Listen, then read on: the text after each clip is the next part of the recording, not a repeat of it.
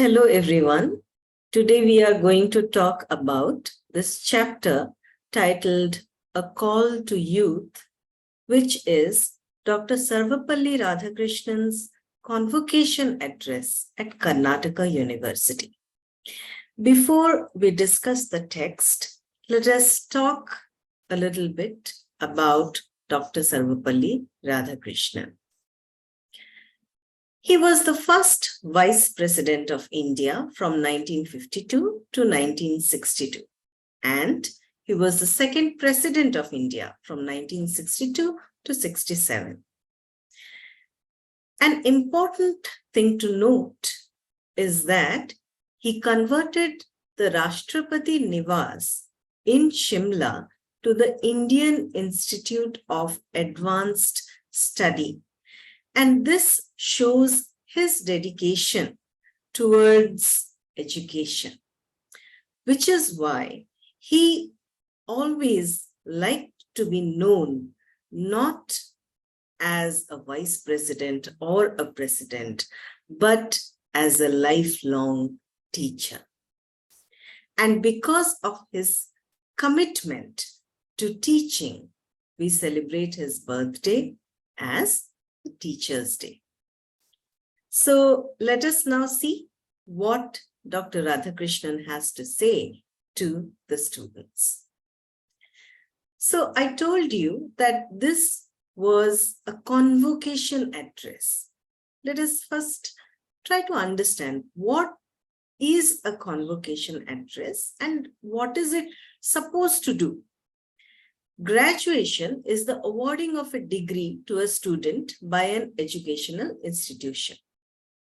Whether it is an MA degree or an MSc degree or Masters of Commerce degree or MPhil degree or a PhD degree. Okay, so graduation is the awarding of a degree to a student by an educational institution. The ceremony associated with the graduation day is called commencement or convocation. So the degrees, they are awarded in a ceremony which we call the convocation. A convocation address is expected to inspire the students to lead productive and ethical lives by retaining the knowledge and values acquired during the time spent in a university.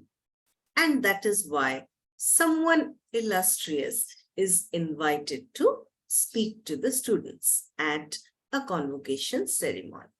Okay, now let us see how the address begins. It begins with a comparison between social and political changes that happened in India at a particular point of time with those that happened in Europe. The first paragraph of the essay, here we read it as an essay, we will call it the essay. The first paragraph of the essay talks about such a comparison. Dr. Radhakrishnan stresses that many changes occurring over centuries in Europe have occurred in India within a very short time. So when he says changes, he refers to these things: the Renaissance, the Reformation, the Industrial Revolution, and the Political Revolution. Now, he does not explain these things in detail, but we are expected to know certain things based on which we will understand what he is trying to say. Okay.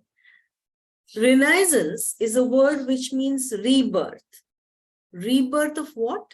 Cultural art forms.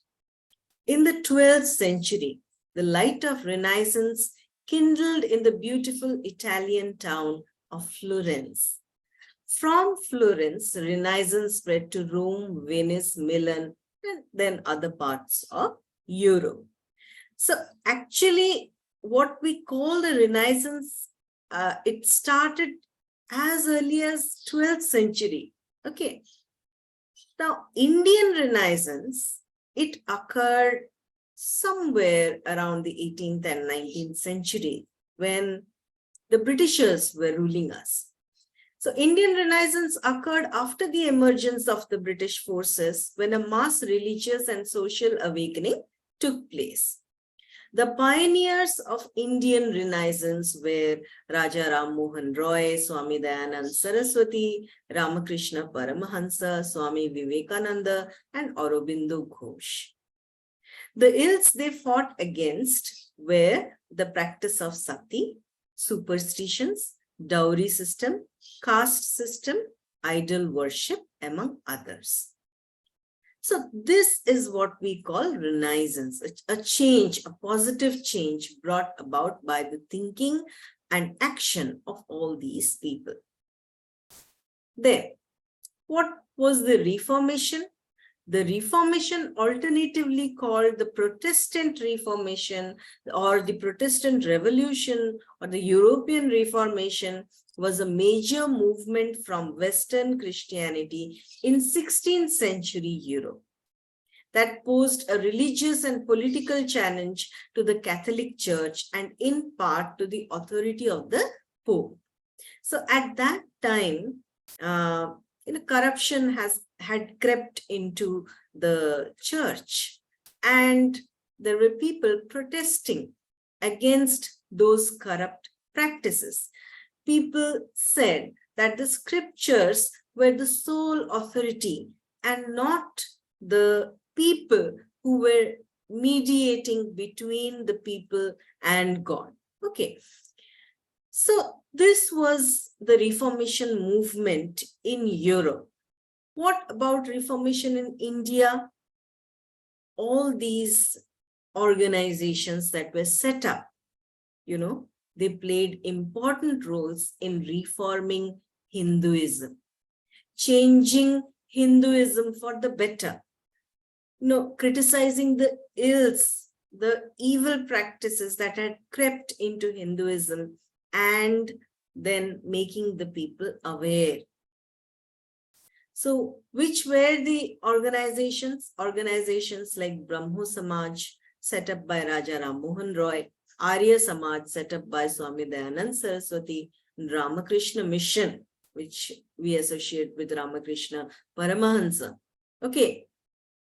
So these organizations, they played important roles in reforming Hinduism. Okay, so that was Reformation. What about Industrial Revolution? In modern history, it is the progress of the society from an agrarian one to one that was based on industry and machine manufacturing. So it seemed to be progress, but whether it was really progress is questionable. Okay, so this change from an agrarian and handicraft economy to one dominated by industry. These technological changes began in Britain in the 18th century and from there spread to other parts of the world. What about Industrial Revolution in India?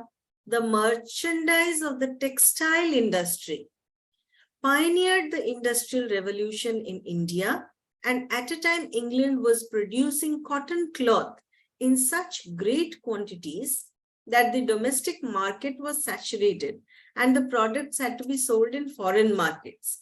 You see, India provided the raw material in the form of cotton, and then they were manufactured in British factories, and those finished products, they were sold in Indian markets at very high prices, and this affected the Indian economy, and the textile industry in India suffered. Okay. So what happened? This led to great resentment among cotton cultivators and traders. They were not satisfied with whatever was happening. They were agitated. Okay. So the period witnessed the growth of Swadeshi textile mills. So then there were some textile mills which were only connected with Swadeshi products. Swadeshi factories came into existence everywhere, becoming symbols of Indian nationalism. Okay, so that was industrial revolution in India. Then we have to understand what Dr. Radhakrishnan meant by political revolution. See, throughout Europe, there have been, political revolutions where the person in power was forcibly removed because of some reason, and then someone else took over that power. Okay. So some examples, some important examples from Europe, we will just talk about them in brief. The Glorious Revolution was a coup that took place from 1688 to 1689, in which Catholic King James II of England was deposed, which means removed from power forcefully, and succeeded by his Protestant daughter Mary II and her Dutch husband Prince William III of Orange.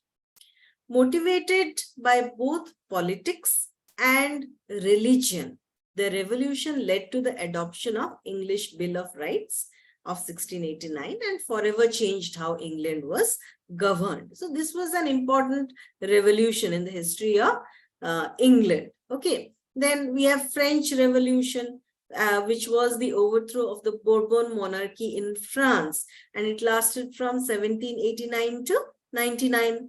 Then we have heard about the Russian Revolution, which was the revolution of the Russian Empire in 1917, in which the Tsarist regime was overthrown and replaced by the Bolshevik rule under Lenin.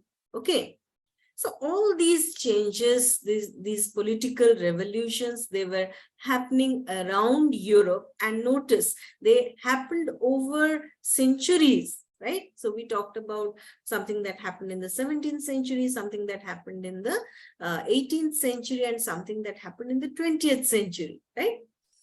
So, all these changes happened over a long time. But in India, the most important political movement, it happened when the Indian freedom struggle was going on. Indian independence movement was a series of historic events with the aim of ending British rule in India, ending the British Raj.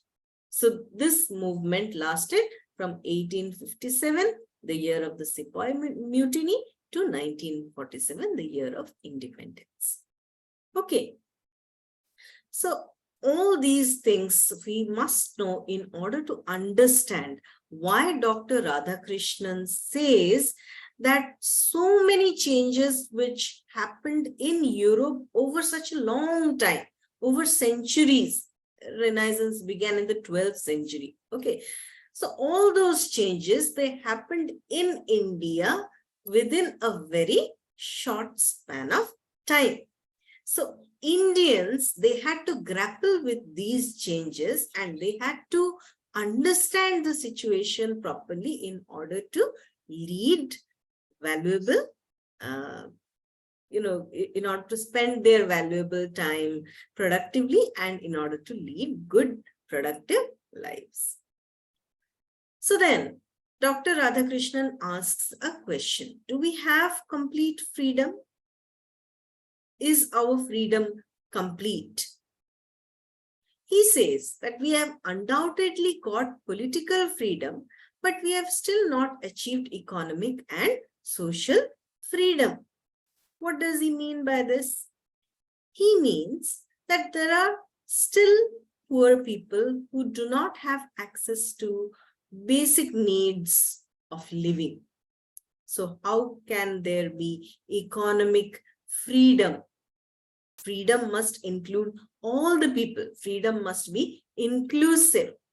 Then in our society, there is still discrimination based on class and caste. Okay, though we say that the caste system has been rooted out and it is no more there, still there are some places which discriminate on the basis of caste. Okay, so we have not achieved complete freedom. Political freedom we certainly have, but not economic and social freedom. So then what must be done? The Indian universities must produce more scientists, technicians, engineers, doctors, agriculturists to enable economic progress. So all these students who complete their studies and they become scientists, engineers, doctors, all these students, they somehow contribute to economic progress. So it is essential that universities turn out such students. But science and technology is not enough for social progress.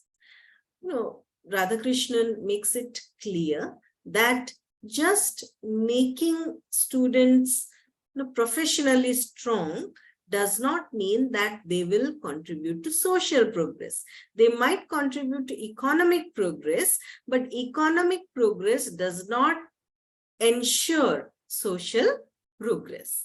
Okay, to explain, Radhakrishnan cites the example of developed nations, very rich nations, like America, for instance, who have achieved tremendous technological progress, but their societies are torn by conflicts and enmity, marked by insecurities and mental burdens. So, in such societies, though there is prosperity, people are rich, we cannot say that there is peace. Because peace is a mental state. And we find that those societies which are developed, they have made tremendous progress so far as technology is concerned. Their societies are torn by strife. Okay, now we hear about mass shooting. Someone would come with a gun and shoot a lot of people in a particular area. Why would such a thing happen? If there is prosperity and that prosperity involves all the people in a particular developed society. Okay, so we can say that economic prosperity does not ensure peace in society. So then other qualities need to be developed in our youth apart from their science and technology skills. Okay. Now, Dr. Radhakrishnan highlights an important aspect of education. You must have wondered why a PhD degree, why a person with a PhD degree is called a doctor of philosophy.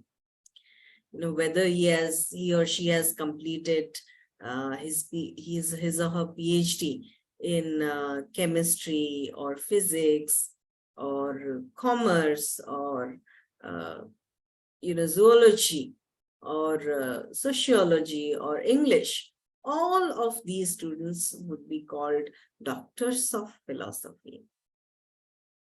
Why? There is an interesting point to note. The word philosophy was derived from the Greek word philosophia, which means love of wisdom. A person having a PhD degree is wiser than others, having experience, knowledge, and the ability to apply the knowledge gained to real-world problems. Radhakrishnan says that it is not enough for the universities to produce knowledgeable and professionally competent individuals. They must nurture in the students the quality of compassion, kindness, okay, that feeling for other human beings. So this quality of compassion must be nurtured in the students. Without this quality, the society will not have a democratic spirit.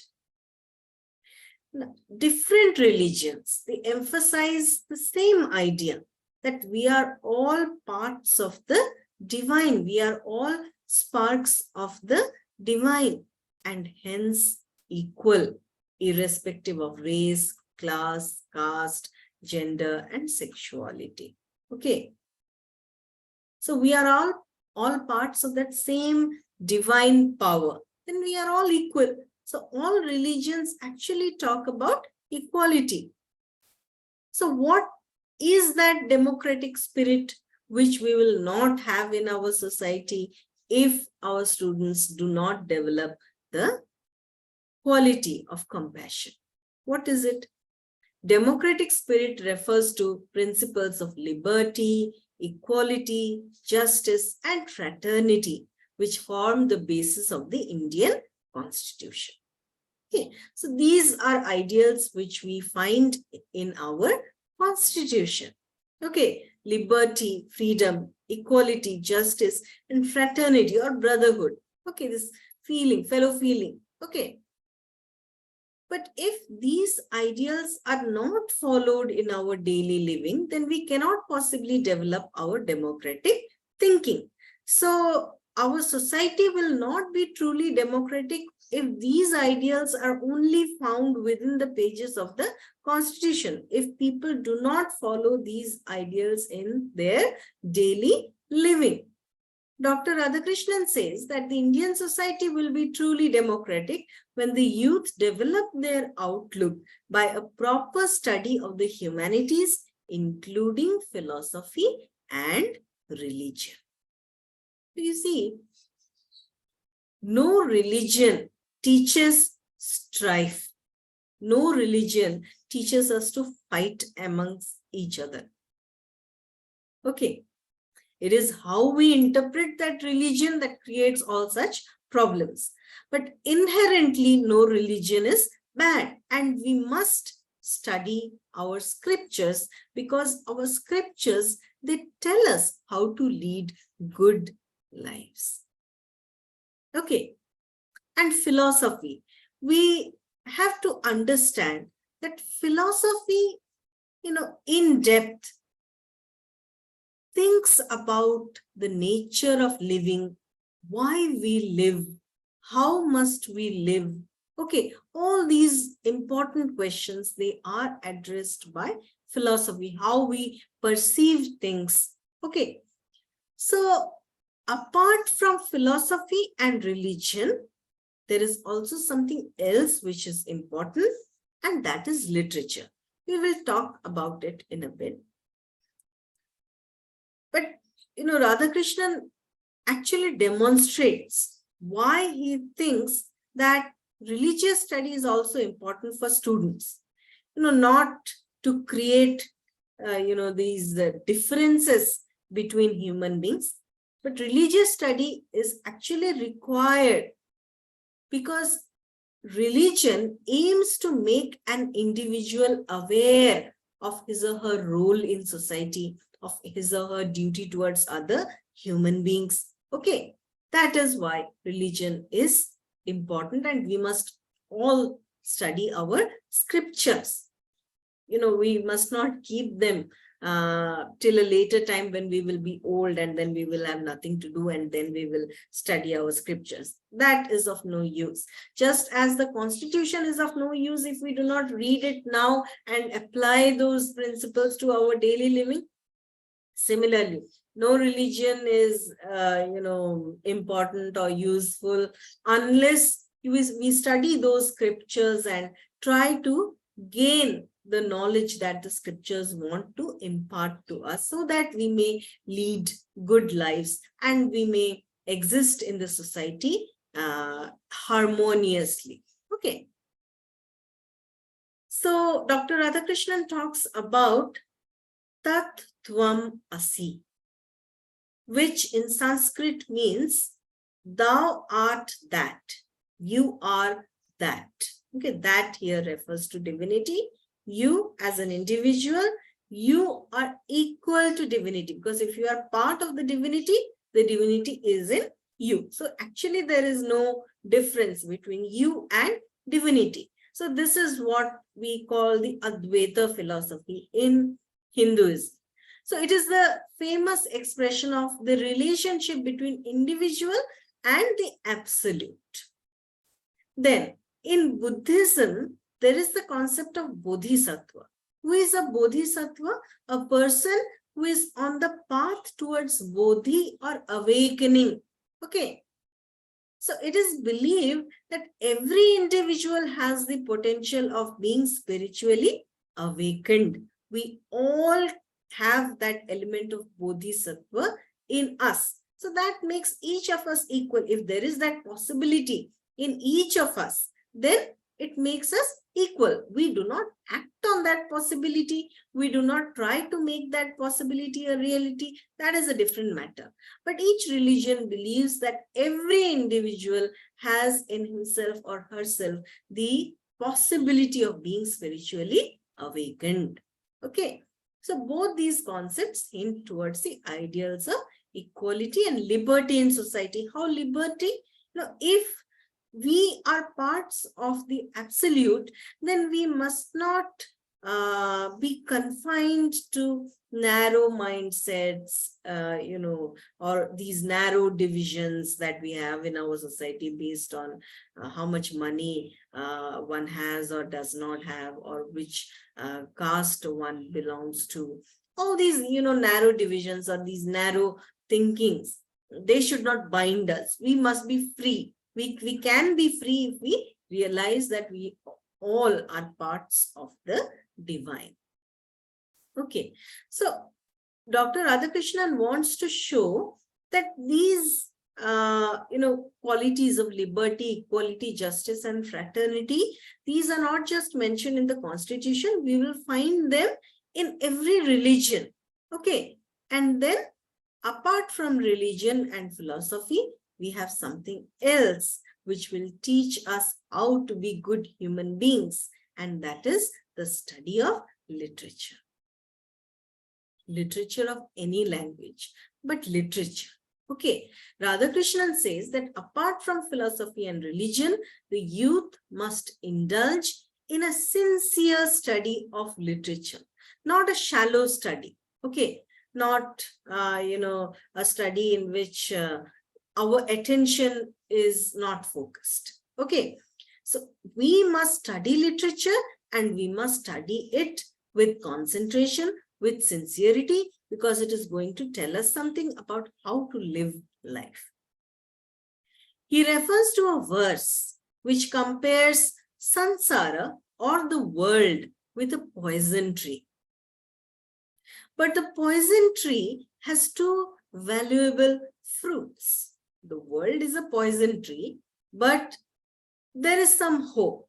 The poison tree has two valuable fruits. What are they? The company of good souls and the enjoyment of great books.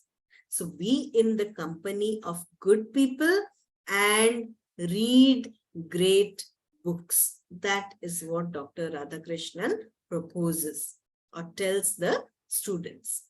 And often it happens that we come across good human beings within the pages of a book when we read about the lives of great men. So actually we have not met them, okay, or there's no chance that we will ever meet them. But we can be in their company, we can understand what they thought or how they wanted the society to be, what they did. Okay, all these things we can learn from the pages of a book. All right.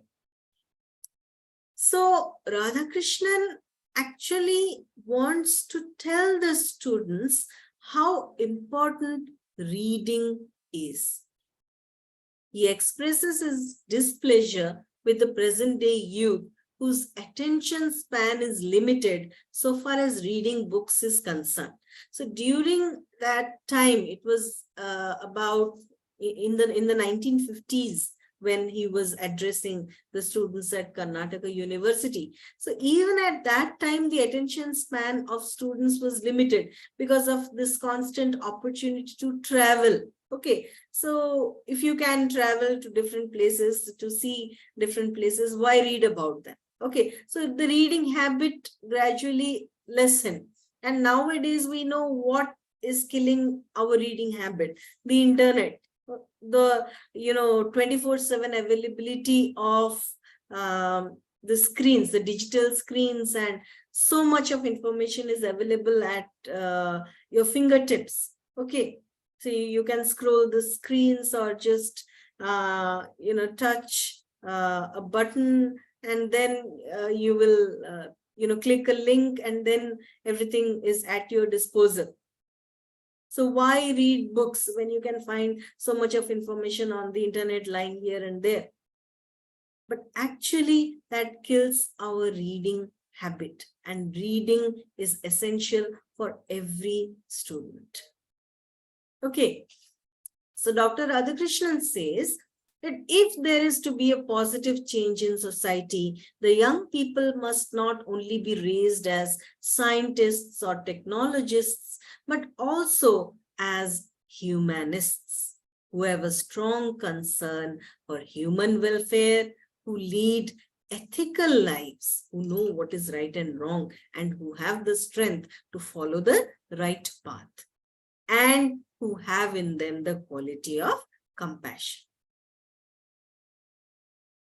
So Dr. Radhakrishnan has already told us that compassion is the most important quality that is to be developed in students. Unless a university sends out compassionate individuals, the purpose of education is not served. He says that he is saddened to see students wasting their precious time while in a university. He becomes very sad when some of the students waste their precious years in a university. He believes that students and teachers are like a family. And in a family, you cannot have the spirit of a trade union.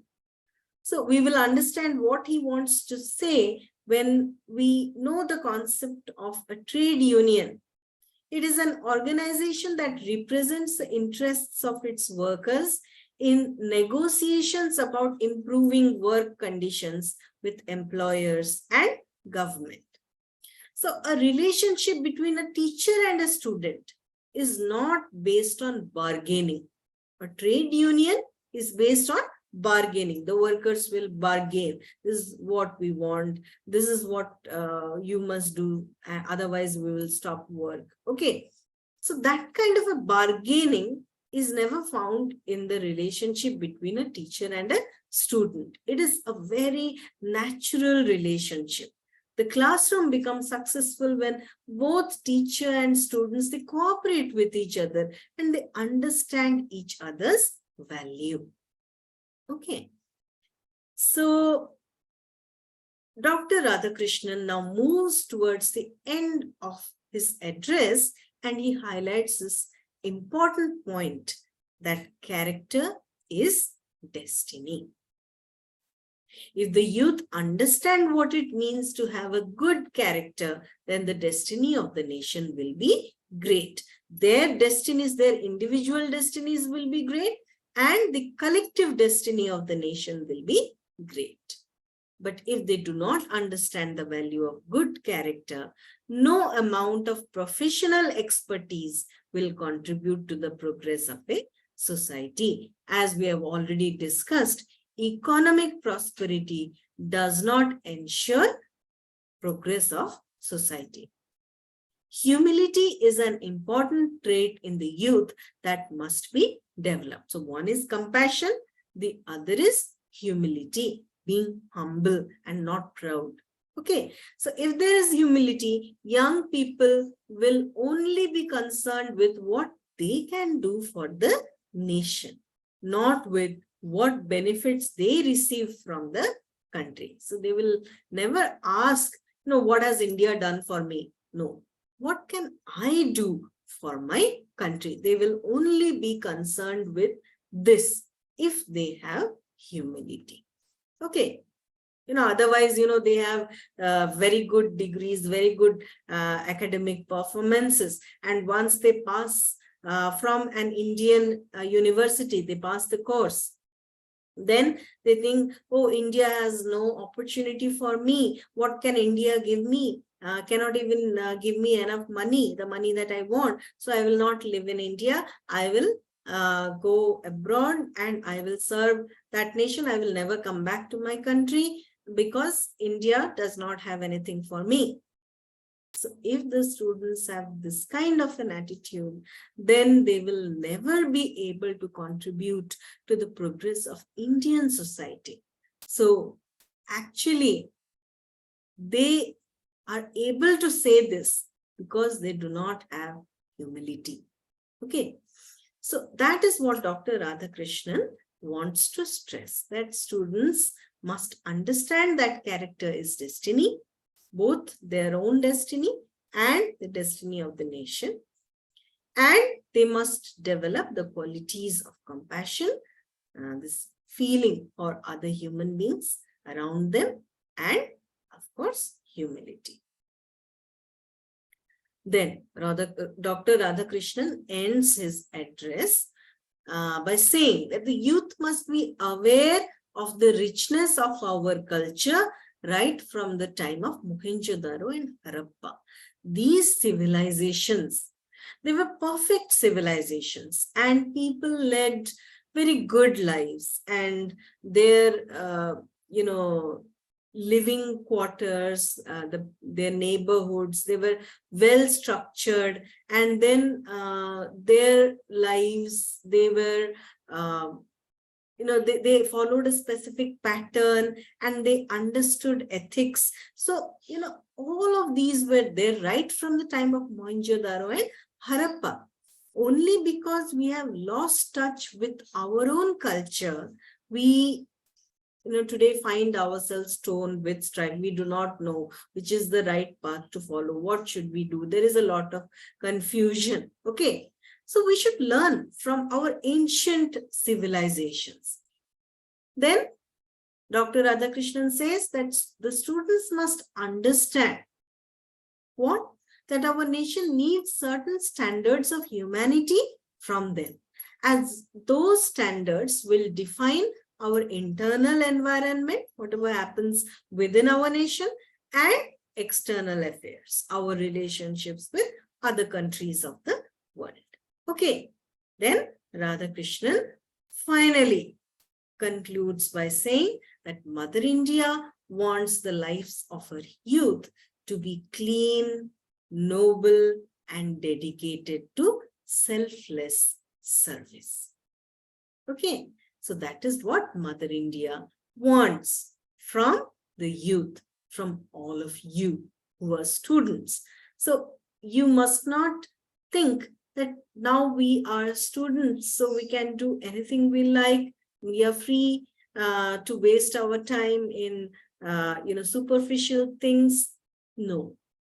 Your lives are the most important and valuable ones, because you are the future of the nation. You will decide what the destiny of the nation is going to be. And that is why every moment of your student life should be spent, thinking about your ethical responsibilities, your duty towards your society, and thinking about the various ways in which you can make yourselves useful for your country. Okay, so thank you. Hope you have gained a lot from this address by the lifelong teacher, Dr. Sarvepalli Radhakrishnan.